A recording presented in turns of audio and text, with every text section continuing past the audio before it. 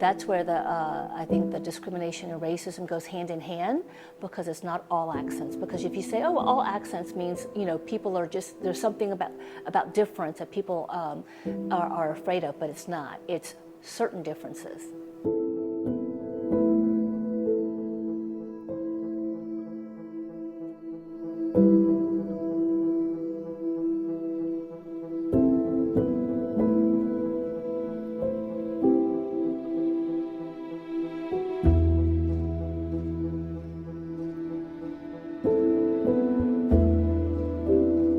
Soon as we open our mouth, it's like, they block them.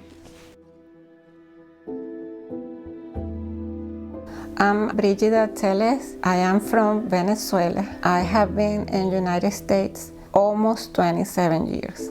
I'm Jane Gutierrez. I tell people that I was made in Taiwan because that's where I was born, and I moved here with my parents when I was about 2.5.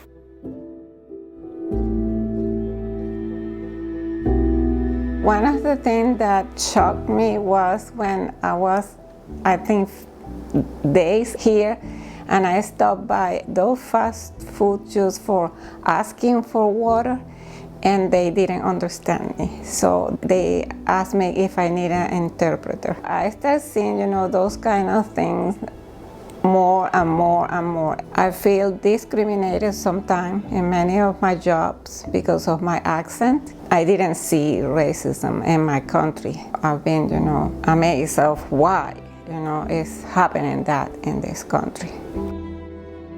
And it's interesting because America's supposed to be this big melting pot, right? I was working with an engineer a few years ago, and he asked me when I'm gonna change my accent.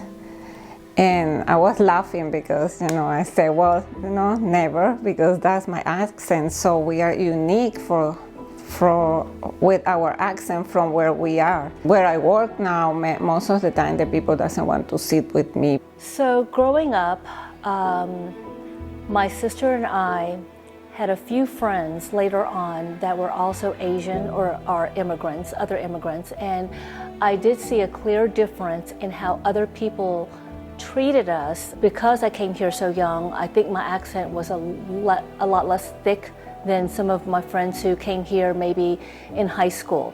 So even though they were speaking in English and had that accent, you could immediately feel that they weren't respected. It was Lockheed Martin, the person who was hiring, he said, well, she's the right for this position, but they say because they were not able to give me the position because I'm originally from Venezuela. I could be a friend of Chavez. Chavez was the president before this one now, Maduro. And because they are kind of revolutionary or kind of dictatorships, communism, and all those kind of things they believe, they think that any Venezuelan could be a friend of them and it will be risky, even though I have my nationality from US. There were company parties at my dad's engineering firm. So they would be joking around, and when my dad would say something, sometimes it would take him a little longer to find the right words, right? Or the accent came across so strongly that definitely his colleagues would finish his sentences for him, and it made me very angry because I was like, just give him a second. How many languages do you speak?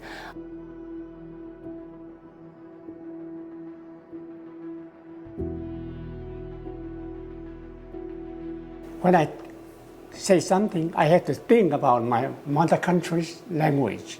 If somebody asks me something, I can quickly answer them. Yeah, that's the problem. They say, oh, your English is okay, pretty good. Some people say, oh, where are you from? I say, from Taiwan. They answer me, oh, no wonder. Your accent is kind of weird. So that make me, not feel comfortable.